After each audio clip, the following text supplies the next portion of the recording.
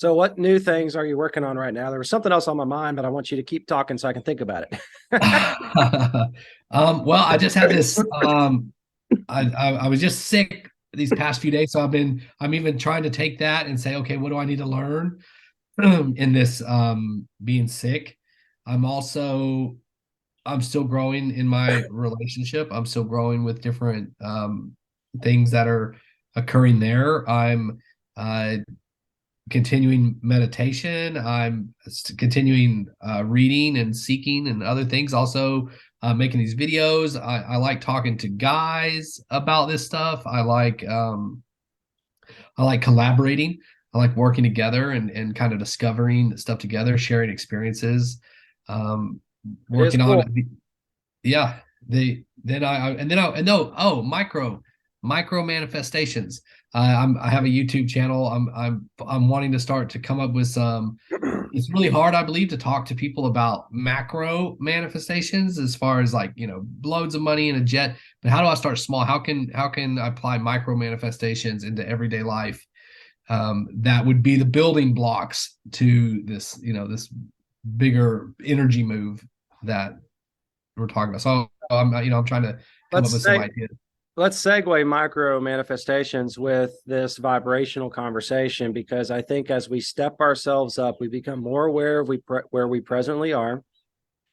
We practice becoming aware of how our vibrational level changes during the day, which is basically focusing on what our thoughts are doing, what our emotions are doing. And we start adjusting that. And through meditation practice, we sense our vibrational level rising as a whole. I think you can do micro manifestations as you move up. And what those micro manifestations will do is it will build momentum for us. It'll create hope. It'll create optimism. It'll create efficacy where we say, wait, this really does work, And it could be something very, very small, minute. Work your way up. Um, I did remember what I was going to mention, and it's really awesome. I feel like, sorry, biased. Um, we were talking the other day about uh, my companies and the economy, the stress that I feel because of, a lot of liabilities at stake and the uncertainty of the, the environment, the 3D reality that we're in, and all of the emotions and thoughts that I'm witnessing myself go through because of this. And many times during the day, I will have like these oh crap moments where I feel myself, I guess you could say, vibrationally dropping down into fear, into worry. Um, and then I have this little self talk. I loved how you said it in one of the last Dispenza chats we had, where you got this committee in your head. And when you said that, I was like, hey, can you hire and fire on that committee? Yeah, yeah, I think if I do, there probably needs to be a lot of turnover with my personal committee if I can. yes, But anyway, yes. joke aside, I have had these conversations in my head. It's like, Kyle, what are you doing? And I reflect back on positive experiences that I've had. I reflect back on the knowledge that I've gained from both the Dispenza lectures, from the progressive intensive videos, I haven't read all of his books. I'm intending to do so, but from the little bit that I have read, and I'm like, wait a minute, Kyle, you have the tools here. You have the experience to say that the future will work itself out, right? You go back, you reflect on the past. You were helping me with this. It's like, Kyle, when has the future never worked out if you go back and look at the past? And I said this very thing. I said, you're right, it does work out. The problem is it's either not happening as fast as I would like or as slow, depending on what it is, and it's not happening exactly the way I wanted it to, right? So I came to that realization. I'm like, well, relinquish, if I relinquish a set of outcomes, which that's difficult. That's very difficult because in this 3D reality we live in, we have goals, we have ambitions. There's the almighty dollar, that I've got to make profit on this job, whatever. Um, but if we relinquish those outcomes, and then we also relinquish the timeline with which it has to happen in, to me personally, that has helped get to more of a place of wholeness where I'm not worrying, I'm not scared about the future. And this is going to be kind of out there, even for me. I mean, I'm still struggling with this because um, in a business world, if I were to go tell anyone else this, they'd be like, Kyle, you're a bad business person. You're not micromanaging your business where you need to be micromanaging it. But it's really just a pure trust in the unknown, and it will work out. And there was so much peace that I get when I try to practice this. Now, again, I repeat, it comes up every day. Just today, I had a call where, well, actually, yesterday I had a call where a new client wants me to do a job for him. And that was a big boost. It's like, okay, great. The world isn't falling in. We're going to keep some cash flow coming through the company. Just this morning, had another call with one of my clients, and we have potentially 2 more sales coming through, and it's on product that I was worried that we weren't going to sell. So I guess you could say, you could look at it several different ways. You could say, well, that's just happenstance, that's coincidental. I'm really honestly not trying to manifest those sales. I used to. A couple 3 months ago, I would be like I was lifting 500 pounds, kind of ferocity in my body. Even I would feel it during my meditations. I'd be trying to manifest these very specific outcomes with such intense ferocity that my body would feel tense. And I'd have to say, Kyle, stop tensing and relax.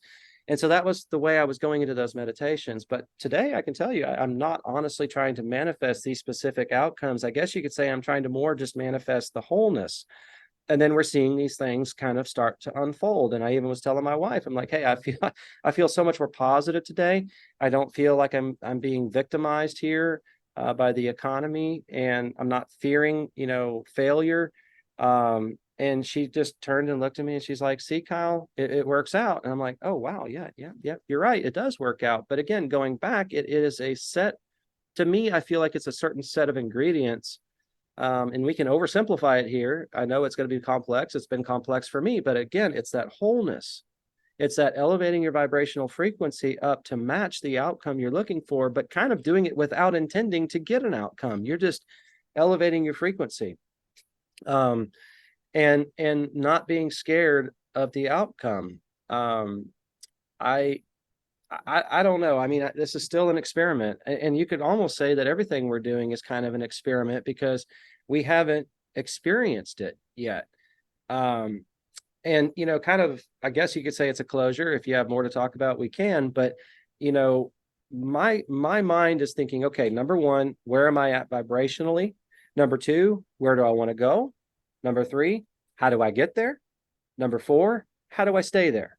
And I'm like, in my head, I'm thinking, okay, at some point, this should get easier, right? Like right now, it takes a lot of concerted effort, a lot of thoughts that I'm battling, a lot of emotions that I'm battling. I'm still trying to let go and let God, as they say.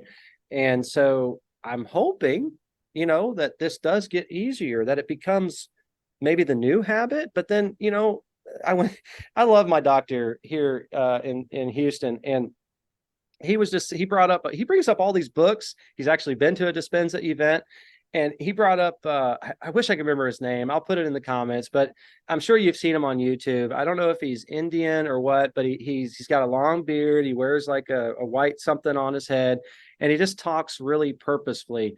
And the question was asked about, why was it harder to make good habits and keep them than it is to get rid of old habits? Why are bad habits so easy to create? And his response, after he thought about it for a couple of seconds, was, how did he say it? Why create good habits at all? We should be acting with purpose and intention consciously everything we do. So why even create a good habit? And I was like, wow, that's powerful, man. Very powerful. Yeah. So going back to, the difficulty with which we're in right now to raise our vibrational level, how do we maintain? How do we assess? Do you have any closing thoughts on any of that? Well, I think you really said it when you said that, when you started trying to just feel wholeness. Because what does whole Kyle look like? When no stress, no worry, no anxiety, no, I mean, everything is flowing in.